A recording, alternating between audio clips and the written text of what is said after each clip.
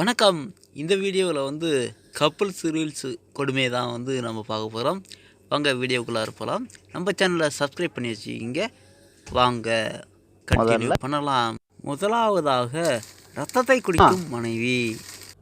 உனக்கு ஒரு விஷயம் தெரியுமா? நேத்து நீ பிளட் டெஸ்ட் கொடுத்தல, அப்ப நானும் என்னோட பிளட் குரூப் செக் பண்ணேன். உனக்கு தெரியுமா, நீயும் நானும் 2 பேரும் O பாசிட்டிவ் தான். இதுல என்னடி ஆச்சரியம்? ஒரே பிளட் குரூப்பா தான் இருக்கும். 4 வருஷமா என் ரத்தத்தை தானே குடிக்கிற நீ.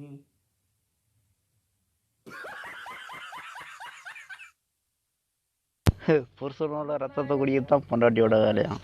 என்னதான் பொண்டாட்டி புருஷனும் ஒரே ரத்தமாக இருந்தாலும் பொண்டாட்டி தான் புருஷன் ரத்தத்தை குடிக்கிறலாம். நம்ம என்ன சொன்னாலும் பொண்டாட்டி சரிங்கன்னு கேட்கணும். அப்படி கண்ட்ரோல்ல வச்சிருக்கவன் தான் ஆம்பளை. தலைவர் சொன்னதுக்கு தகுந்த மாதிரி நடந்தாரா? அடுத்தது என்ன நடக்க போகுது? இவர் தன் மனைவியை தன்னோட கண்ட்ரோலில் வச்சுக்கிட்டு இருந்தாரா அப்படின்றத வீடியோ கண்டினியூஸாக பார்க்கலாம். வாங்க. போய் துணியெல்லாம் துவைச்சு போட்டு வந்துடுறேன். சரிங்க. நானே சமையல் பண்ணிடுறேன். சரிங்க. பயவல்ல இவனே சொல்லிட்டு இவனே செய்யணும்னு சொல்லி இவனே போய் எல்லாத்தையும் செஞ்சு விட்டு பொண்டாட்டி சரிங்க சரிங்கன்னு சொல்ல வச்சு இவனே வீட்டில் இருக்கிற எல்லா வேலையும் செஞ்சு சமைச்சு சாமான் தட்டு கழுவி துணி துவைச்சு எல்லாத்தையும் செஞ்சு பொண்டாட்டி எடுப்பாகவே கடைசி வரையும் இருந்திருக்கிறான். சம்பளமும் சம்பாரித்து கொண்டு வந்து பொண்டாட்டி கொடுக்க வேண்டியது.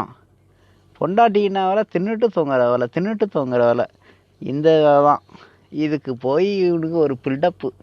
நாம் சொல்கிறது எல்லாம் பொண்டாட்டிக்கு சரி சரின்னு சொல்லுவா அப்படின்னு.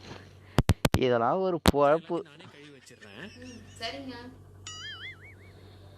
சக்ஸஸ் ஆகிட்டானா? என்னடி ஆச்சு உடம்பு? இந்த வீடியோ பாருங்கள். இது அதை விட கொடுமை.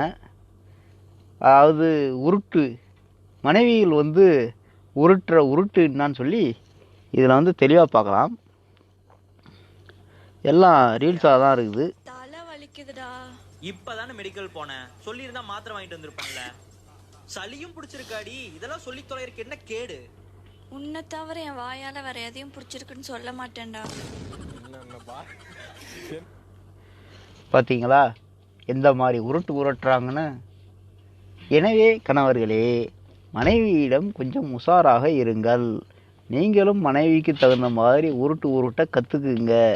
அப்புறம் தான் இந்த பாவப்பட்ட உலகத்தில் பிழைக்க முடியும். புரிஞ்சுதா? மீதியை பார்ப்போம்.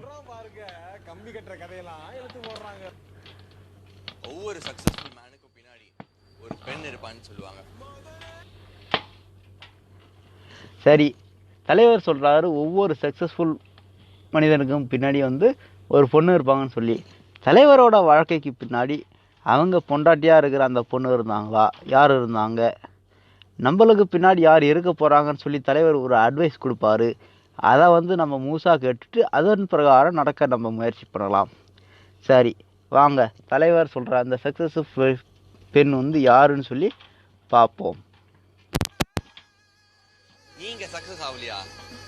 யாருக்கு தெரியும்? ஒன்றும் சேஞ்ச் பண்ணி பாருங்க. சக்சஸ் ஆகலாம். நானும் ஆகலை. செத்தாண்டா சேகரு.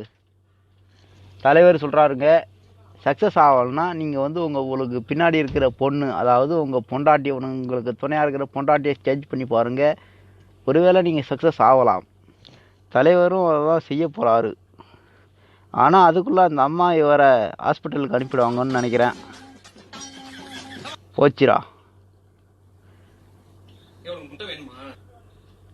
தலைவருக்கு பாருங்கள், அவங்க ஒய்ஃபுக்கிட்ட முட்டை வேணுமா சிக்கன் வேணுமான்னு கேட்டு எப்படி அவங்களோட அன்பையும் உணவையும் பரிமாறிக்கிறாங்கன்னு சொல்லி பார்ப்போமா? இது ஏற்கனவே இருந்தாலும் பாருங்கள், என்ன ஒரு வில்லத்தனம். வேணான்னு சொன்னவொடனே அவத்தட்டில் இருந்ததை எடுத்துக்கிட்டான்.